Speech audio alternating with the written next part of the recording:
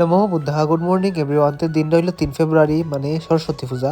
তো সকাল সকাল এটা এখানে সানন খইরা সুন্দর খইরা রওনা দিয়া দিছি স্কুলে যাবার লিগা, কারণ অঞ্জলি লিতে লাগবো। তো স্কুল আইয়া দেখতেছি পুরোহিত আয়া বসছে, সবাই দাঁড়ায় গেছে অঞ্জলি লেবার লিগা।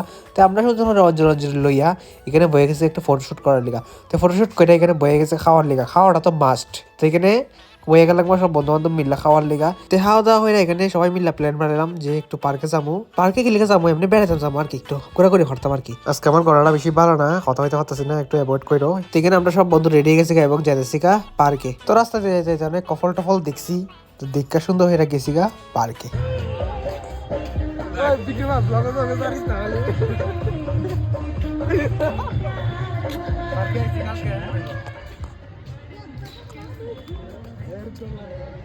তো আমরা এখন পার্কে আইছি সব বন্ধু মিললা।